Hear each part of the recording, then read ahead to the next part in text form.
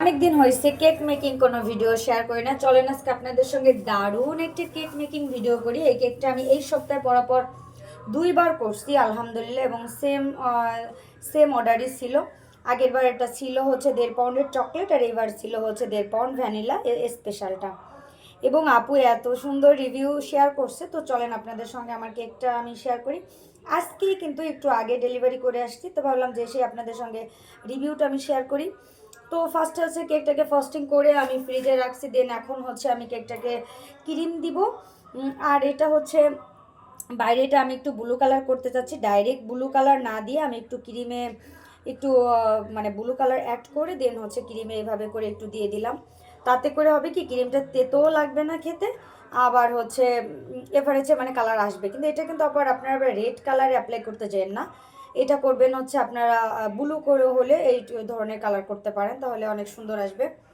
তো এরপরে আমি এটাকে সুন্দর করে স্মুথলিভাবে একটু ডেকোরেশন মানে একটু ফিনিশিং দেওয়ার চেষ্টা করতেছি। দেন হচ্ছে এখানে কিছু ফন্ডেন্ট টপার আছে, সামনে দেখতে পাচ্ছেন কিনা জানি না।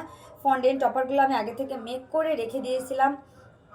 আর যেহেতু আমার অনেকগুলা কেকের অর্ডার থাকে রেগুলার আলহামদুলিল্লাহ, আপনারা আমাকে যারা আগের থেকে নক করেন বা আগের থেকে কনফার্ম করে রাখেন তাদেরগুলো আমি রাত্রে করে রাখি, কিন্তু যারা ইনস্ট্যান্ট করেন তাদের কেকগুলো করতে আসলে অনেক ঝামেলা হয়। ইনস্ট্যান্ট করতে গেলে অনেক সময় ক্রিমটা বেশি দেওয়া লাগে, সব মিলে ইনস্ট্যান্ট কেক করার ক্ষেত্রে হচ্ছে অনেকটা একটু ভেজাল পোহাইতে হয়।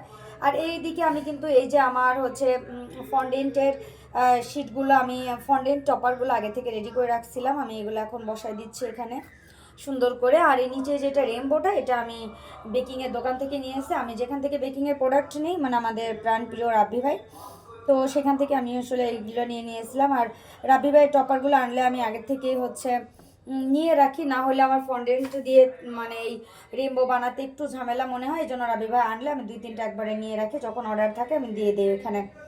তো এই তো এরপরে হাঁস বসাই দিলাম, আর হাঁসটা আমি নিজে হাতে মেক করছি। আর এটা হচ্ছে ছিল আপনার মানে এখানে মেঘ ছিল, মেঘগুলো আমি কাটার দিয়ে কেটে রেডি করে নিয়ে নিয়েছিলাম।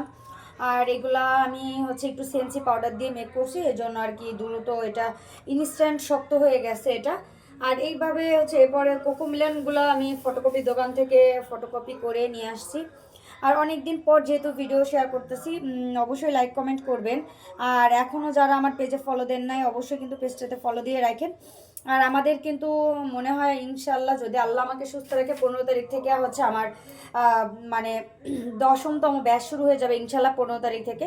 আর 11তম ব্যাচ হবে নভেম্বরের, যদি আল্লাহ আমাকে সুস্থ রাখে, নভেম্বরের ফার্স্ট উইকে 12তম ব্যাচের জন্য। কিন্তু 12তম ব্যাচ যেহেতু ডিসেম্বরে হবে, তো এই ব্যাচটা নিয়ে খুবই সবার হচ্ছে বেশি আগে থেকে বুক করে রাখছে, যেহেতু 12তম ব্যাচে অনেক স্টুডেন্টরা জয়েন্ট থাকবে, অনেক মারা জয়েন্ট থাকবে এই ডিসেম্বর সময়টা। তো যারা চাচ্ছেন দ্রুত করে রেজিস্ট্রেশন করে ফেলুন। দেখতে দেখতে কেকটা রেডি হয়ে গেলে এই তো রিভিউ শেয়ার করলাম, কেমন হয়েছে অবশ্যই কমেন্ট করবেন। আল্লাহ হাফেজ।